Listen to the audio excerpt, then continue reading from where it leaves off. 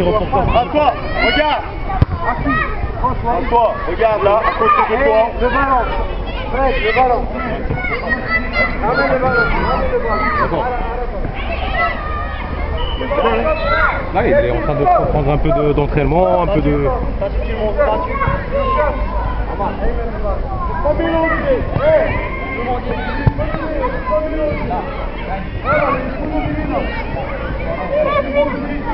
Regarde, Ayman, viens.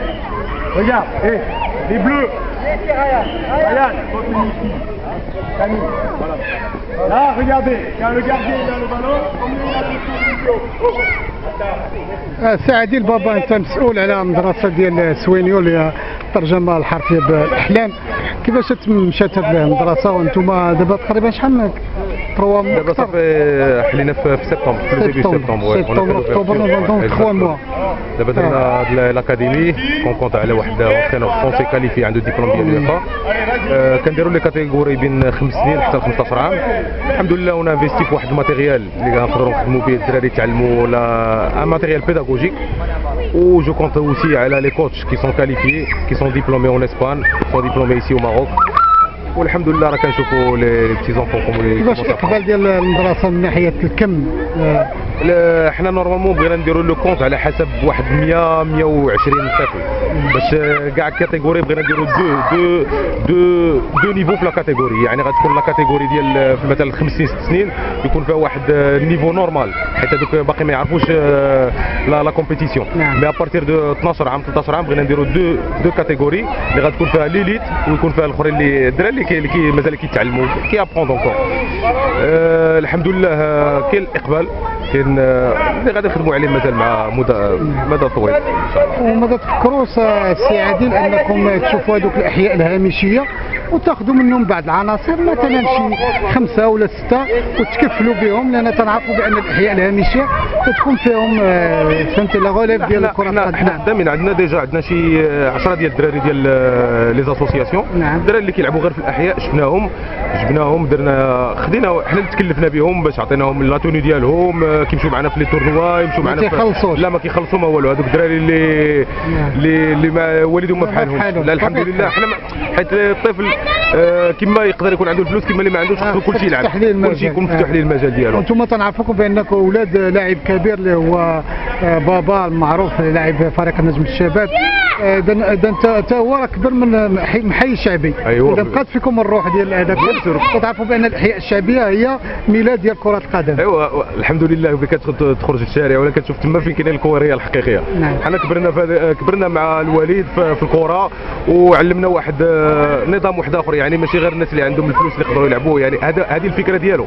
من قبل كان باغي يدير واحد لاكاديمي وما كتبش الله من قبل، ولكن الحمد لله حنا قمنا بهذا الدور. اذا داك الفكره اللي كانت عند الاب ديالك انتم كملتوا المسير. هذاك الشيء اللي سمينا المدرسه سميتها سوينيو بالاسبانيا. انا كنعيش في اسبانيا. خدينا الاسم ديال سوينيو هو الحلم. الحلم ديال الوالد ديالي باش يكون عنده لاكاديمي، والحلم ديال واحد الطفل باش كيتعلم كره وكيولي في واحد مرتبه كبيره. والصحه ديال الوالد كي دايره؟ والحمد لله على اي حال. باقي عيا بزاف مسكين، ولكن الحمد لله عامل السن عامل السن تبارك الله راه عنده في السبعينات. راه عنده 79 سنه والحمد لله بعدك على اي حال. ايوا ندير واحد الجوله هنا حول مرحبا بك.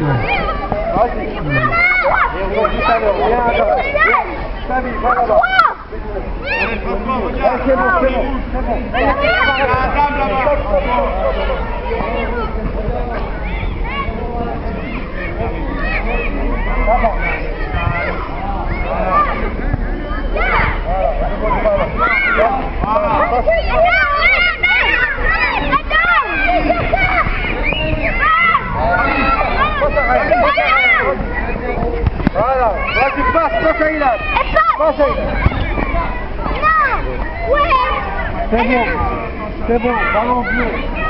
C'est bon, on s'organise. C'est deux là. Voilà,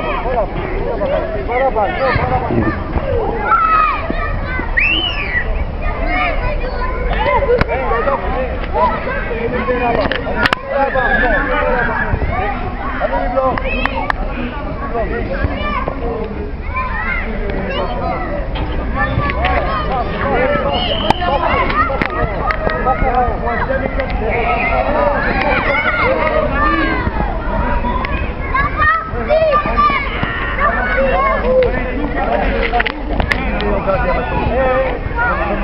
deuxième, le troisième, il y a le quatrième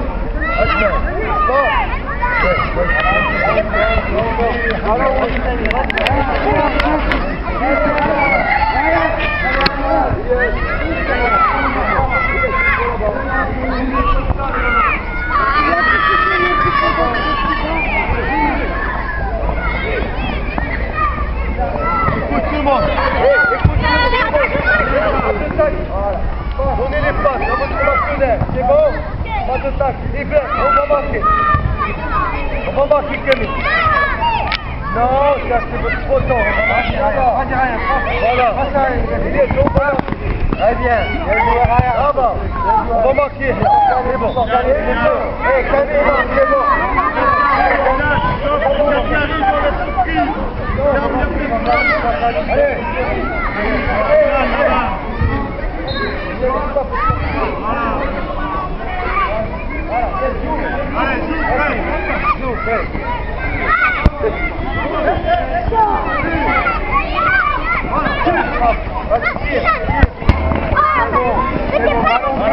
Ballon bleu. Ballon bleu. Camille. Allez, dernier ballon. Dernier ballon.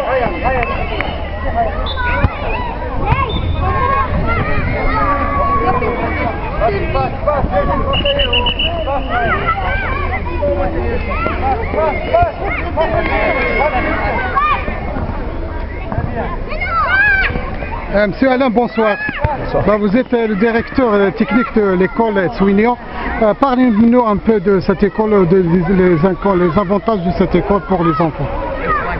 Disons qu'on travaille de l'âge de 5 ans jusqu'à 15 ans et voilà, on propose des séances adaptées en fonction des différentes catégories avec une progression et puis voilà, une pédagogie qui est basée sur le jeu, sur la technique, sur le ballon, être tout le temps avec le ballon dans les pieds et puis beaucoup d'exercices aussi de coordination et donc voilà, c'est petit à petit amener le joueur à avoir un bagage complet.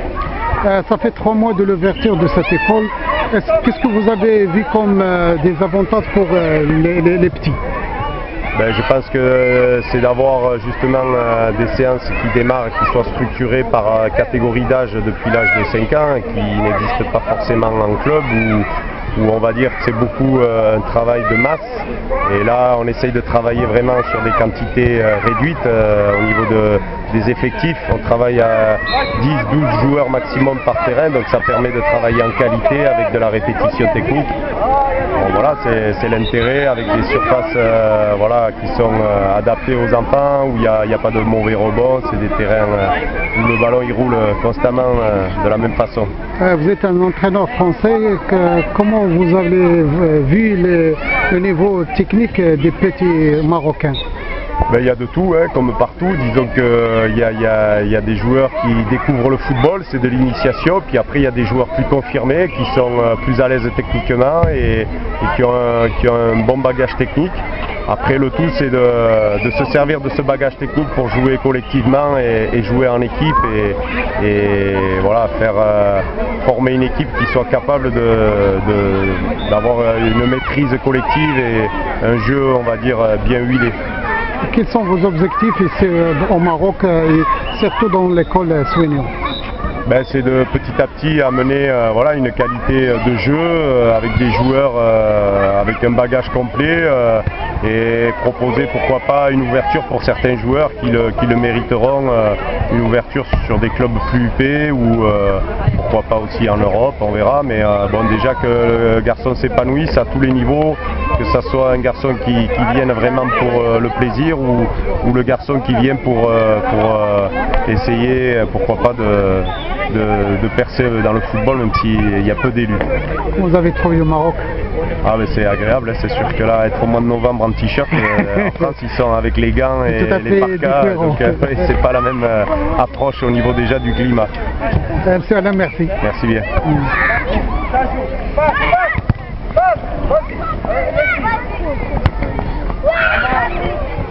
Allez, stop, c'est bon, on ramasse.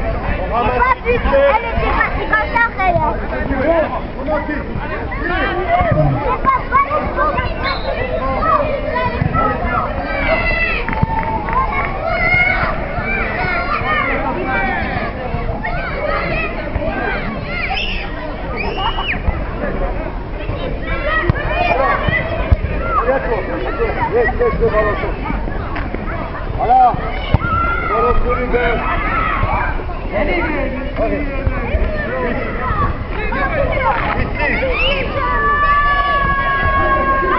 Bien, vas-y, toujours.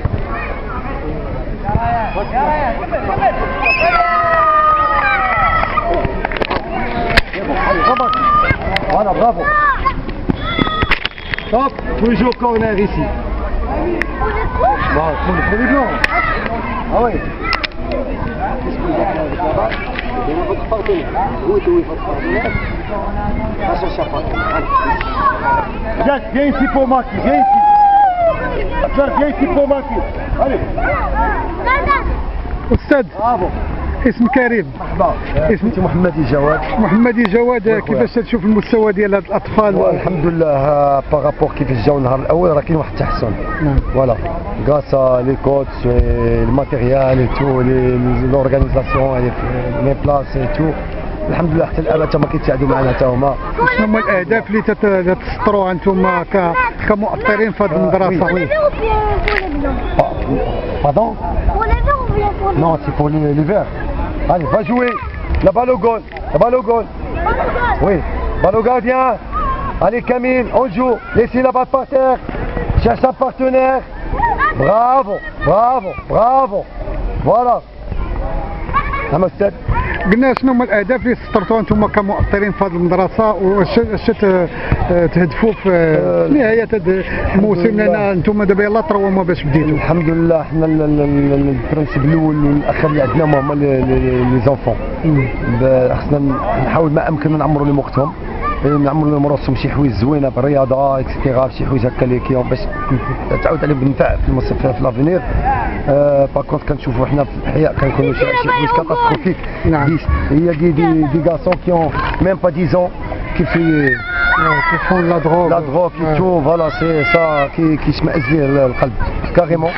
حنا نو سوم لا بوغ باش نشجعوا الاباء ونشجعوا هذه ونشجعوا حتى هذه الاكاديمي تاعها اللي جات تاعها في هذه، ونحاولوا نحسنوا المستوى ديالها هذه، كنكونوا عند حسن ظن الجميع. توفيق ان شاء الله. شكرا. وي اشنو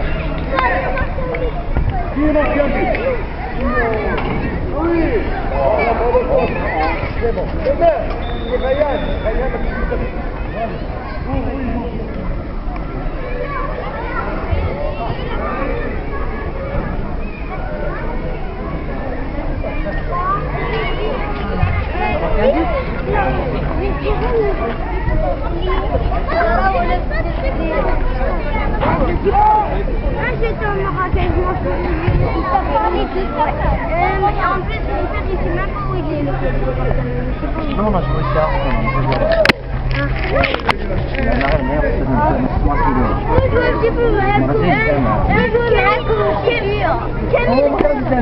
Non, d'abord,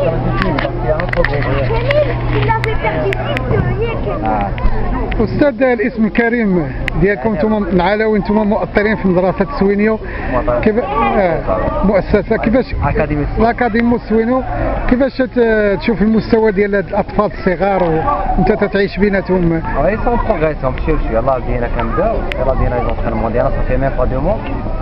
بشوي بشوي دابا ils sont là pour apprendre le football. يعني pour فهمهم لي تكنيك tout ça la tactique ديالهم في التيران. بداو كيعرفوا ليك لونسيون دوكيباسيون du terrain, comment faire des passes. Ils doivent savoir que jouer avec des partenaires, avec des adversaires. C'est ça كيحنا que le jeu individuel et tout ça. Ça demande un petit peu de temps mais شنو هو الاهداف اللي مسطرينها انتم كمؤطرين في هذه المدرسه؟ bien sûr هو l'apprentissage. اول حاجه هو يتعلموا يلعبوا الكره، bien sûr l'éducation. تبارك الله الحمد لله ما لقيتش هذا المشكل. دابا انا تبارك الله عندنا ils sont bien éduqués، معاونينا في هذا لو كوتي. سينو premier intérêt là de n'importe quelle académie c'est l'apprentissage du jeu. يتعلموا يلعبوا الكره. Là on est patient avec eux. Je suis تبارك الله. توفيق ان شاء الله. Merci.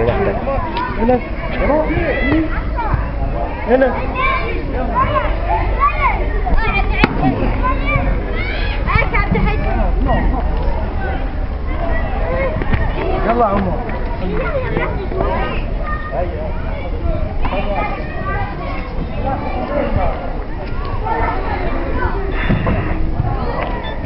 السلام عليكم. ماما؟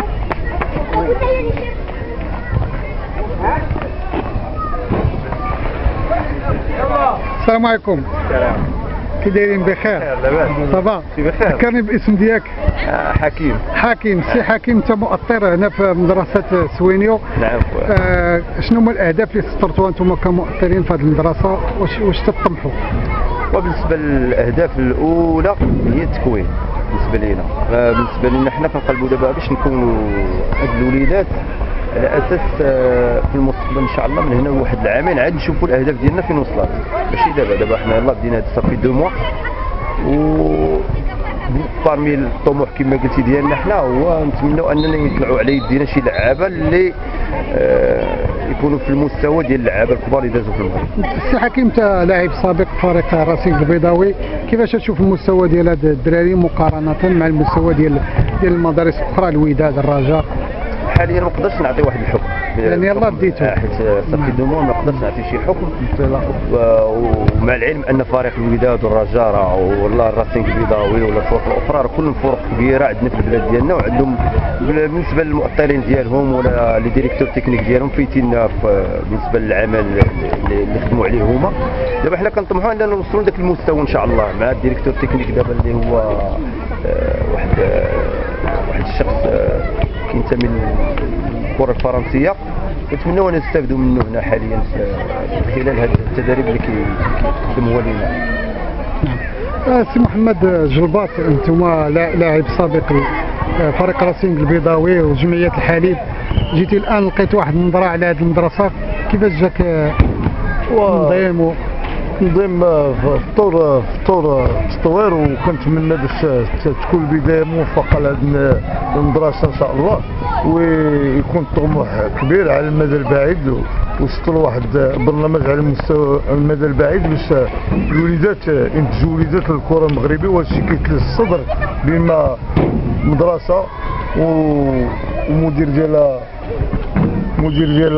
تقني فرنسي، الكره الفرنسيه كتمشي مع الكره المغربيه، يعني مدرسه واحده تقريبا كره لاتينيه، وكنتمنى باش تنجح هذه المدرسه وتعطي افاق جميله ان شاء الله في المستقبل. سي محمد، انت اطار مدرب ودربتي عده فرق، اش يمكن لك، شنو النصيحه يمكن لك تعطيها لهاد المؤطرين الشباب اللي تيأطروا هنا في هذه المدرسه؟ هو يتعاملوا مع الاطفال والوليدات كابناء ديالهم وكاخوان ديالهم، ويعاملوا معامله بحال في مدرسه، يعني يمشيو مع الدراري على حساب العقليات ديالهم ويرجعوهم للسكه الصحيحه، وباش ان شاء الله ينتجوا لنا ابطال.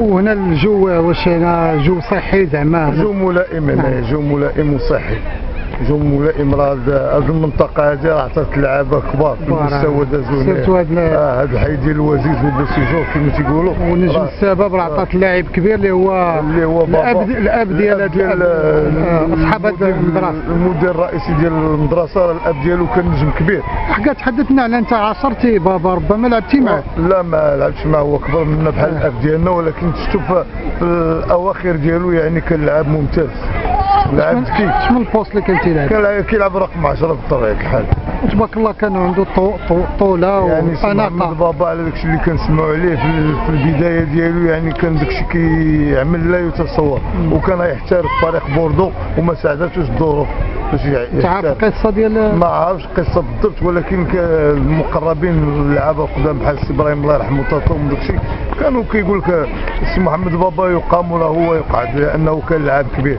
كان هو ملي كتجبد نجم الشباب كتجبد مع بابا.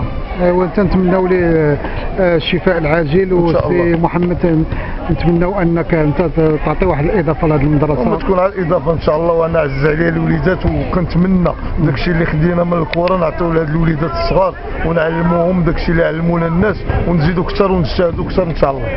كان الاجتهاد باش كتحقق الهدف. كان هذا روبورتاج لموقع الميادين كوم، الى اللقاء.